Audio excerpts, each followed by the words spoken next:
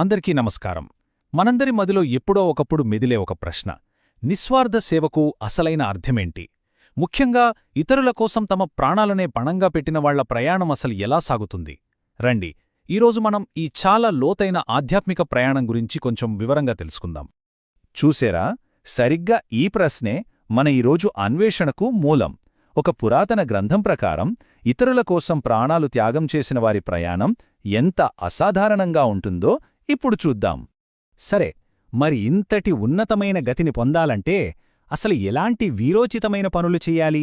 ఆ త్యాగాల స్వరూపమేంటో ముందుగా ఒకసారి పరిశీలిద్దాం. ఇక్కడ మనం మాట్లాడుకునే త్యాగాలేవో కథల్లోవి కల్పనలు కావండి. ఈ గ్రంథం ఏం చెప్తోందంటే, మన నిజ జీవితంలో మన కళ్ల ముందు జరిగే సంఘటనలలో సామాన్యులు చూపించే అసమానమైన ధైర్య సాహసాలకు ఇవి ప్రతిరూపాలు.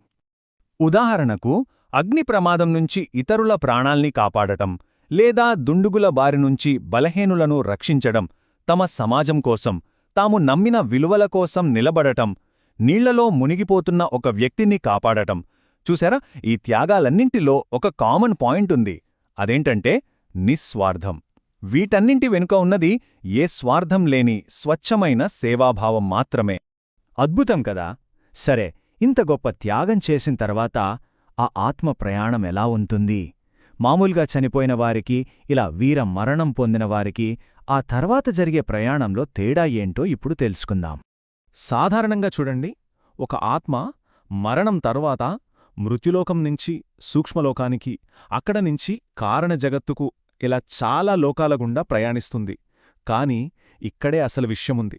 ఇతరుల కోసం ప్రాణత్యాగం చేసిన వారి ఆత్మ ఉందే, అది ఈ మధ్యలో ఉన్న లోకాలను దాటేసి నేరుగా, డైరెక్ట్గా అత్యున్నతమైన కారణజగత్తుకు చేరుకుంటుంది. ఇది వాళ్లకు లభించే ఒక చాలా ప్రత్యేకమైన వరమన్నమాట. అయితే ఇంత స్పీడ్గా, ఇంత అద్భుతంగా ముందుకు వెళ్లడానికి కారణం ఏంటి? దాని వెనుక ఉన్న రహస్యమేంటి? అది కేవలం నిస్వార్థమైన ఉద్దేశం. ఎలాంటి ప్రతిఫలం, పేరు, కీర్తి, ఇలా ఏది ఆశించకుండా చేసిన త్యాగానికి మాత్రమే ఇంత ఉన్నతమైన గతి సాధ్యమవుతుంది. రైట్. ఇక ఈ ప్రయాణం యొక్క ఫైనల్ డెస్టినేషన్ ఏంటో చూద్దాం. ఆ వీర ఆత్మలు పొందే ఆ అపురూపమైన ప్రతిఫలం, దాని ప్రాముఖ్యతేంటో తెలుసుకుందాం. ఆ గమ్యస్థానమే కారణ జగత్తు. అంటే ఇది అత్యున్నతమైన ఒక ఆధ్యాత్మిక క్షేత్రం. ఇక్కడికి చేరిన ఆత్మలు ఈ భౌతిక ప్రపంచ బంధాల నుంచి పూర్తిగా విడిపోయి తమ అసలైన స్వరూపాన్ని తెలుసుకుంటాయన్మాట. దీని యొక్క అంతిమ ఫలితమే ముక్తి. ముక్తి అంటే ఏంటంటే, ఈ పుట్టుక, మరణం, మళ్లీ పుట్టడం అనే ఈ ఎప్పటికీ ఆగని చక్రముంది కదా, దాన్నుంచి శాశ్వతంగా బయటపడటం. కర్మబంధాలన్నీ తెగిపోయి ఆత్మకు సంపూర్ణమైన స్వేచ్ఛ లభిస్తుంది. అయితే ఇక్కడో ముఖ్యమైన కండిషనుంది. ఇంత గొప్ప గతికి ఒక నిబంధన ఉంది. అదేంటంటే, ఇంతటి త్యాగం చేసిన వ్యక్తి తన జీవితంలో హత్యలాంటి ఘోరమైన పాపాలు చేసి ఉండకూడదు. ఇది ఈ ఆధ్యాత్మిక మార్గం ఎంత పవిత్రమైనదో మనకు తెలియజేస్తుంది. ఈ గ్రంథంలోని ఈ ఒక్క వాక్యం మనం ఇప్పటిదాకా మాట్లాడుకున్నదంతటికీ సారాంశం. అదేంటంటే, తన జీవితాన్ని బలిదానం చేయటమనేది ఉదారతకు పరాకాష్ట. నిజమే గదా? నిస్వార్థ సేవ యొక్క గొప్పతనాన్ని ఇంతకంటే బలంగా, ఇంతకంటే గొప్పగా చెప్పలేం.